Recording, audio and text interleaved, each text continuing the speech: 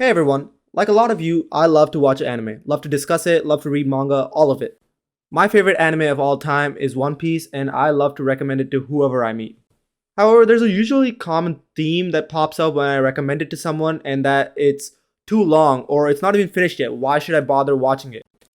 In today's video, I'll be talking about what I think makes One Piece great, and some parts that it quite frankly lags behind other animes. The too long excuse. The common excuse heard by every One Piece fan who recommends it to his friend.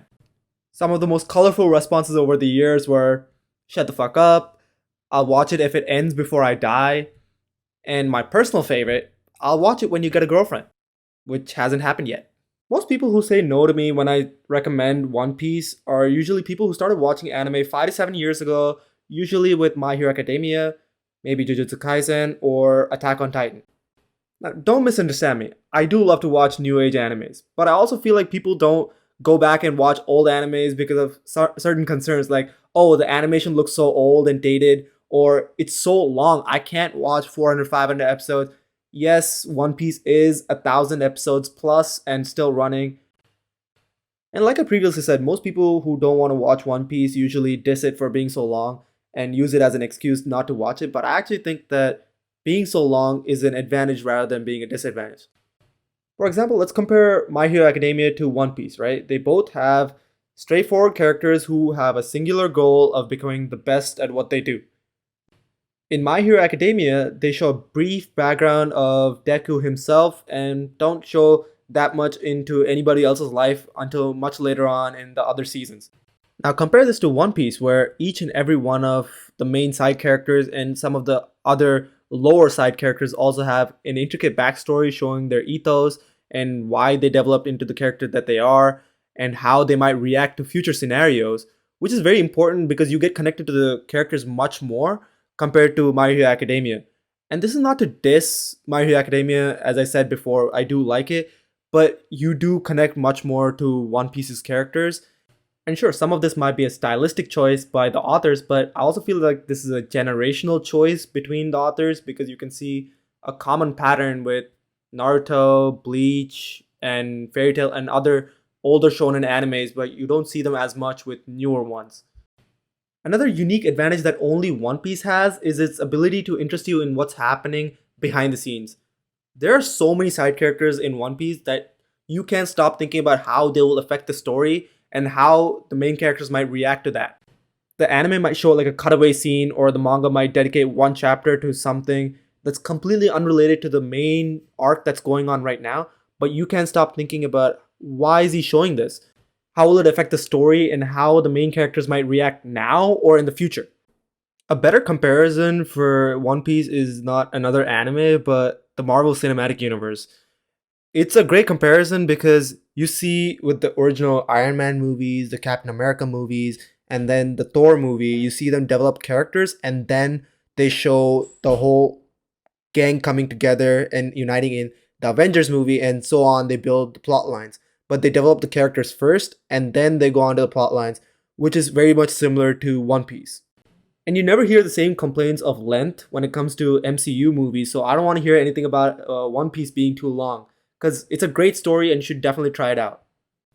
And like everything in this world, One Piece isn't perfect. I'll be talking about some of the major issues it has, but damn it.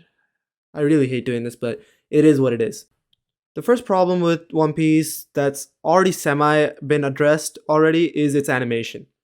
It's always trying to play catch up to the newer, shorter format animes because it can't always change its style of directing and animation as fast as the new seasons come out. And I say this is semi addressed because in 2021 and 2022, you can see that the animation is much more crisp and you can see it's much more in line with the new age animation and directing. But I still think that taking a break will be helpful for One Piece as its directing style could still be better. Its animation is almost up to par with all the new age animes, so that's fine. The second main issue I have with One Piece is its pacing, and it's kind of tied into the first one and the main reason why I think that One Piece needs to take a break. Now, you might be thinking, why am I dissing the same thing that I was protecting for the first 4 minutes of this video? I'm not. What I'm addressing right now is the pacing of the anime after the time skip. After the time skip, the animation got better, you saw new and improvised characters, but the fights also got slower and the shots started being held much longer because the anime had essentially caught up to the manga, which is a very uniquely One Piece issue because I have never heard of any other anime do that. And I think the worst example of this was the Dressrosa arc. After halfway of this arc, I felt like I was just watching the same episode again and again, just from different angles, so it really started to feel weird and unnatural to me. So I went back and started to read the manga from the start of the arc, and it felt much more natural with the progression of the fights or the dialogue or any of the actions that the characters did. And I've been reading the manga and watching the anime in tandem since, and I know what you guys are thinking. Damn, this guy's addicted to One Piece. You're damn right I am. And the final concern I have for One Piece is the most important in my opinion, which is the health of the author Eiichiro Oda. Oda has created a story that has spanned over 25 years, and the only comic to sell more than One Piece is Superman, and Superman has been doing it for more than 100 years and has multiple authors. This year, Oda is slated to release about 35 chapters, which is down from 40 chapters in 2016. And that mark is also way down from what he used to create in the early 2000s and 2010s, which he used to average around 48 chapters a year. And sure, some of this might be due to age and like natural fatigue, but we've also seen many manga creators fall ill due to overwork. The most famous example of this being the creator of Hunter x Hunter.